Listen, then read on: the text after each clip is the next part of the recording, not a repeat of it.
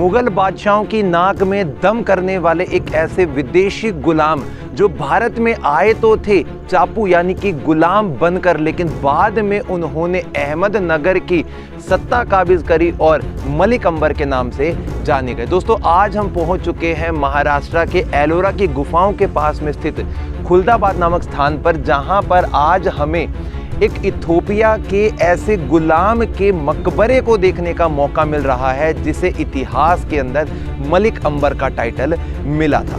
बताते हैं कि ओरोमा एक ऐसा ट्राइब हुआ करता था इथोपिया के अंदर जहां के लोगों को कई बार खरीदा और बेचा जाता था, और जो मालिक उन लोगों को खरीदता था ना, उनके लिए वो अपने प्राण तक भी दे देते थे।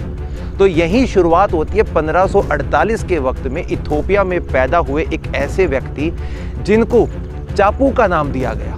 वास्तविक नाम इनका कुछ था ही नहीं, और तकरीबन 42 वर्षों तक यानी कि 1590 तक बगदाद के क्षेत्र में, ईरान के क्षेत्र में ना जाने कितनी बार खरीदे और बेचे गए, और जिन शासकों ने, सुल्तानों ने या पैसे वाले अमीर लोगों ने इन्हें खरीदा, इस्तेमाल किया और आगे बेच दिया। 1590 में दक्षिण भारत के दक्कन वाले हिस्से में चंगेज खान नाम के एक सूबेदार हुआ करते थे, जिन्होंने मलिक अंबर को खरीदा, और खरीदने के बाद में इन्हें सबसे पहला नाम चापू से बदलकर हबशी दिया, और हबशी देने के बाद में एक बोला जाने वाला नाम इनका अंबर रखा, और वहां से इनके नाम की जो गणना है वो अंबर से शुरू होती है।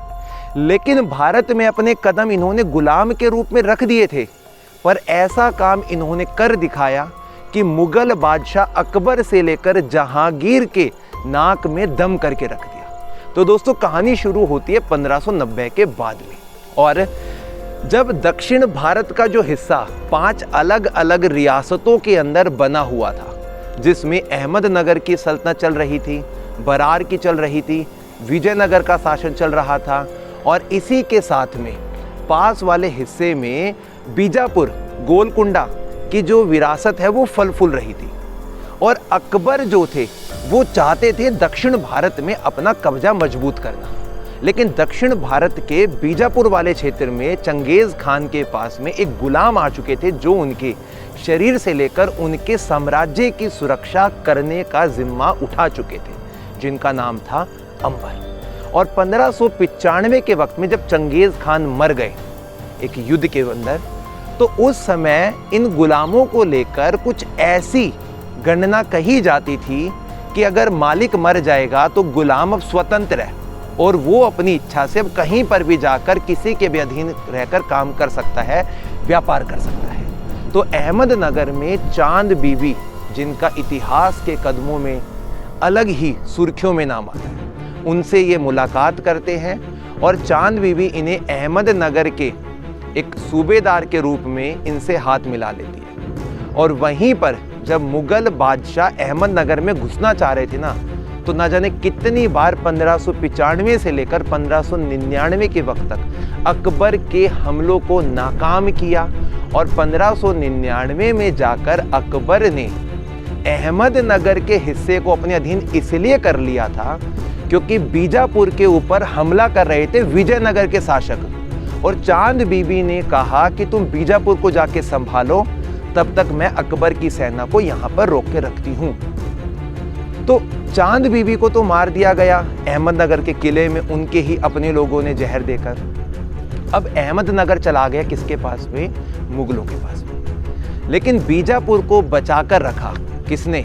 अंबर ने। इसलिए वहां के लोगों ने नाम दिया मलिक, और यहां से शुरुआत होती है मलिक अंबर की। अब दोस्तों, इनके मकबरे को जब इनका अंतिम वक्त आया, तो उसके बाद में इन्हीं के शासकों ने इनके इस भव्य मकबरे को बनाया।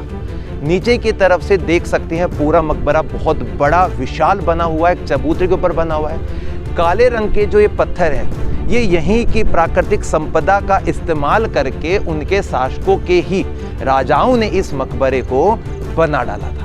ऐसा बताते हैं कि मलिक अंबर केवल लड़ाई में ही निपुण नहीं थे, बल्कि राजनीति में, नीतियां बनाने में, जबकि किले बनाने में भी उनका नाम बताया जाता है। सो दोस्तों, यहाँ से इस पूरे मकबरे के बाहरी हिस्से में जालीदार काम बाहर की तरफ कुछ बारीक नक्काशियां और ऊपर की तरफ बना हुआ गुंबद इस पूरे मकबरे की शान को बढ़ा देता है। सबसे पहले हम यहाँ देख लेते हैं कि मलिक अंबर आज जिस स्थान पर मरने के बाद में उनकी कब्र बनाई गई थी वो हमें सामने की तरफ दिखाई देता है।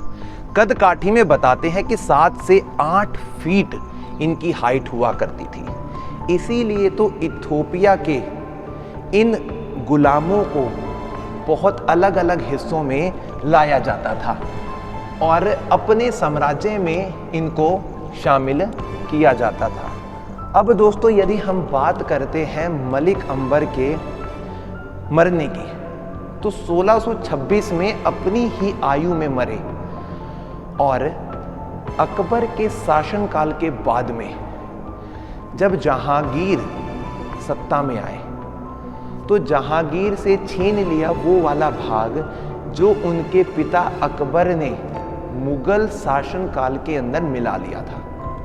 और इसी वजह से जहांगीर मलिक अंबर से इतना चिढ़ने लगे कि उन्होंने अपने दरबारियों से कहा, अपने सेनापति से कहा कि मुझे मलिक अंबर किसी भी हाल में मेरे सामने जिंदा या मुर्दा चाहिए।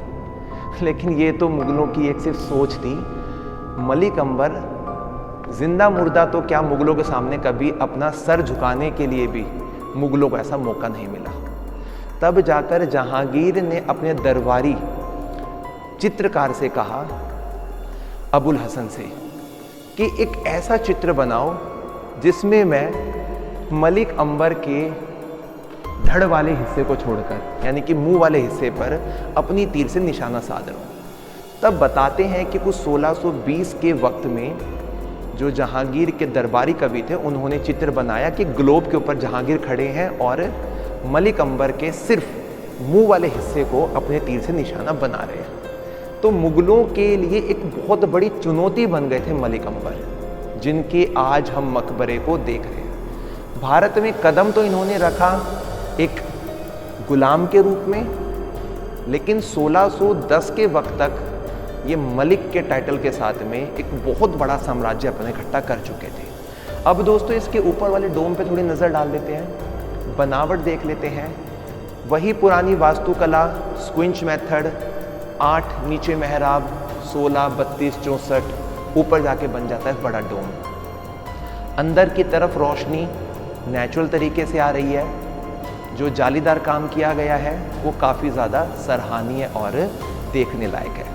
अब दोस्तों हम इस पूरे परिसर के बाहर वाले हिस्से में भी देखते हैं। सामने की तरफ आपको फैज़ खान महल के नाम से विख्यात या फिर एक छोटी सराय या फिर एक विश्राम स्थली के रूप में जाना जाने वाला यहाँ का एक भाग दिखाई दे रहा है। ऐसा बताते हैं दोस्तों कि मलिक अंबर ने अपने शासनकाल में काफ़ी सारी लड़ाइयाँ करी और लड़ाई करने के बाद में उन हिस्सों को जीता भी। आप लोगों ने मुंबई के पास में स्थित मुरु जंजीरा का किला देखा होगा, जिसका वर्तमान का जो निर्माण है ना वो मलिक अंबर को ही जाता है। वो अलग बात है कि वहाँ पे पहले कोली के राजा राम राव का शासन था और उन्हीं का यहाँ पे भी शासन हुआ करता था। तो इस वाले स्थान को पहले खिड़की का नाम दिया गया, लेकिन जब मलिक अंबर ने इस हिस्से को तकरीबन 1622 के आसपास जीता तब ऐसा बताते हैं कि इसका नाम खिड़की से बदलकर फतेहपुर कर दिया गया। और फतेहपुर करने के बाद में जब औरंगजेब ने इस हिस्से को अपने अधीन में रखा, क्योंकि औरंगजेब को पता था दक्षिण भारत के अंदर अगर व्यापार को बढ़ाना है तो इस खुलदाबाद के स्थान को अपने अधीन में करना पड़ेगा, तब औरंगजेब ने इस स्थान का नाम बदलकर औरंगाबाद कर दिया और वर्तमान में हम इस स्थान को छत्रपति संभाजी नगर के नाम से जानते हैं। सो दोस्तों ये पूरा जो हिस्सा आज हमें दिखाई दे रहा है, इसे अगर सही दृष्टिकोण से देखें ना तो यहाँ पर काफ़ी सारे आपको कब्र दिखाई देंगी और उन कब्र में से काफ़ी छोटी बड़ी कब्र भी देखने को मिलेंगी, यानी कि कब्रिस्तान बना हुआ है। थोड़ा हम आगे की तरफ इस बड़ी कब्र को देख लेते हैं और इस कब्र का जो साइज़ है ना वो काफ़ी बड़ा है। यदि सही दृष्टि से देखा जाए ना तो ऐसा कह सकते हैं कि शायद ये भी हबशी होंगे जिनके लिए इतना बड़ा कब्र का स्थान बाहर बनाया गया है। देख सकते हैं ऊपर की तरफ ताबूत रखे हुए हैं और इन्हीं ताबूत के अंदर दफन होंगे जो इनके काफ़ी नज़दीक होंगे।